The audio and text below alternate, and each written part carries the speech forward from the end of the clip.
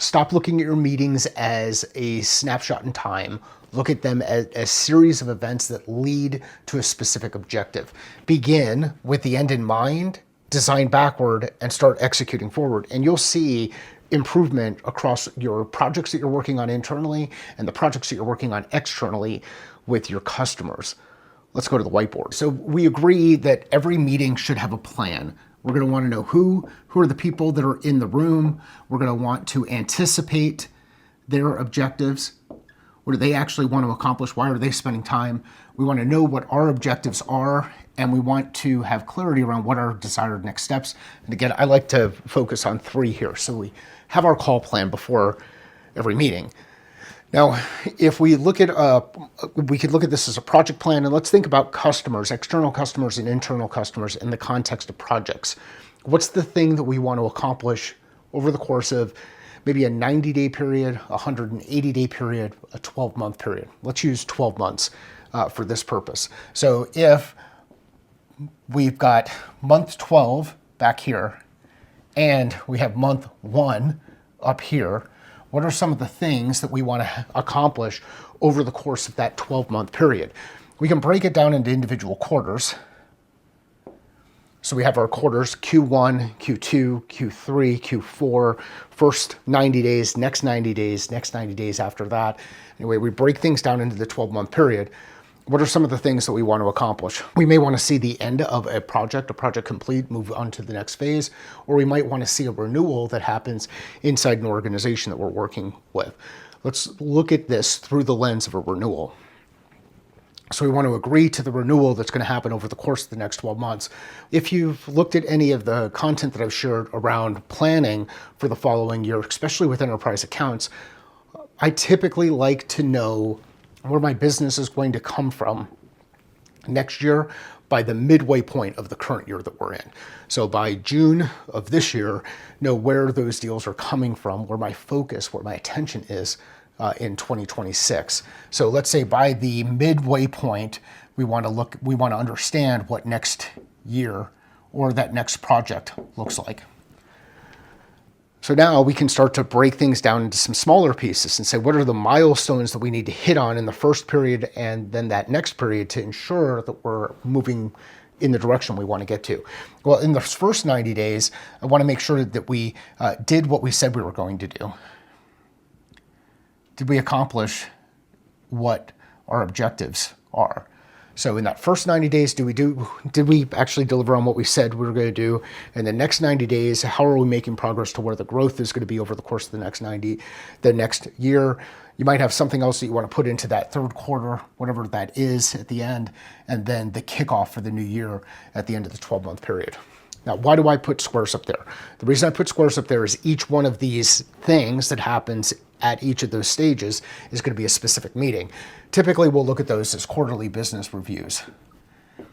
And for those of you who have gone through the quarterly business review process, the QBR process, some of you get really frustrated with the way that those things work. And the reason why you get frustrated with the way those things work is there's not a lot of value exchanged between both sides. Typically, it's a situation where either as a rep, when you're doing your quarterly business reviews on your team, you're sharing all of the things that you're working on, and the rest of the group starts to just kind of go out or disconnect. In the meetings with customers, what you're doing is you're presenting all of the things that you're working on as an organization, and it lacks context around what's important to them. So quarterly business review, remember, we want who is going to be in the room, what are their objectives, what are our objectives, and what are our desired next steps. In a quarterly business review, let's start with the customer first. So customer first, then their data. So what's new on their end? We're learning what's new on their end. We're showing the data relative to the way that they're using the product that we've delivered inside.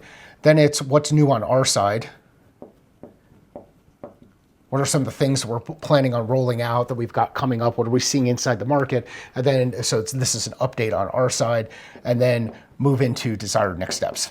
So what are the actual things? What do we want to put in place? This structure of a QBR brings both groups together. If we think about objectives, well, the first objective for a customer in a QBR is probably like, did we make the right investment?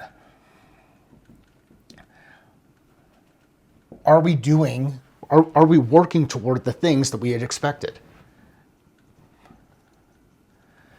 On our objective, on our side, what we want to do is we want to convey, yes, you made the right investment. And we also want to demonstrate that we're actually making progress toward those objectives.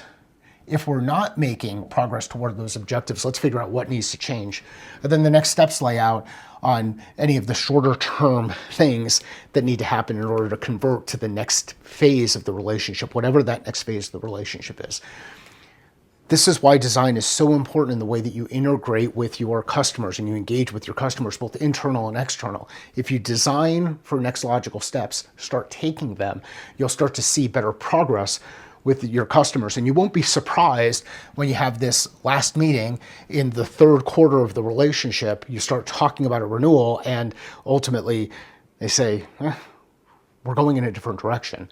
Let's reduce surprises by laying out stepping stones over the course of a 12-month period or over the course of a year. And some of you might be working in a smaller sprint format, so you can break this down into 6 2-week sprints in a given quarter. There's a number of ways that you can break this down. What I like to do is shrink things down to the smallest next logical step and then set up the structure so that we're able to convert as we go through those. So here's how to think a little bit differently about the QBR and how the QBR can lead to the next logical step. Make it so that if that thing happens, the next thing is more likely to happen. We do that by designing backward and executing forward. So let's talk practically. Inside your organization, you may have some major accounts, some key accounts that you're working with. Some of the ones that you hang up on your website, you put in the documentation to highlight where all of your wins are. You use them as social proof when communicating with new potential customers. Take the things that you've had that have been really successful, work together as a team and lay out what made those successful. What happened when we started the relationship beginning? What happened in the middle? What's happening right now and current state that moves to the restart of the relationship? Work with your subject matter experts inside the organization. Work with the people who are working with the customers. Work with the people who have that history. Some of them may have been promoted into different roles, but pull those things together and reflect on what worked over the period of time in that relationship. What didn't work? Where did you get stuck? What got in the way? What tension was created? If I know those short-term, medium-term, long-term things that worked,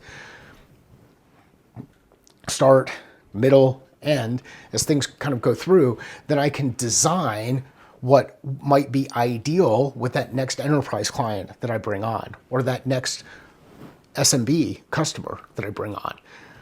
Use your historic data to lay out the journey that you expect for your customers. Then lay in the call plans and those meetings to help boost or power up or keep things moving forward. Now, these are quarterly meetings. Well, what about the short ones in the middle? Well, sometimes what will end up happening is you'll have sprint updates or you'll have monthly updates. Well, remember, those are call plans too. Know who's going to be in the room, anticipate what their objectives are, know what your objectives are, and be clear about what the desired next steps are. When you have clarity around each of these things, if you're hitting on your next steps, then you're likely making progress on your deal. If at any point in time you stop making progress, you stop hitting on those next steps, something's changed, something's wrong, something's not clear. So you now have a chance to take data and go back and reflect and see, hey, what do we need to move around? What do we need to change? Use call plans, design to help improve communication in the relationships that you have with both internal and external customers, and you'll start to see more success happen within those projects that you're working on. It's very important to understand what the job to be done is of individual meeting. If you don't have a specific job to be done in the meeting, then my recommendation is don't even have the meeting. Apply design thinking with call planning to improve communication and execution in your business. And if you're looking for help, you know a guy. You can find your catalyst at findmycatalyst.com.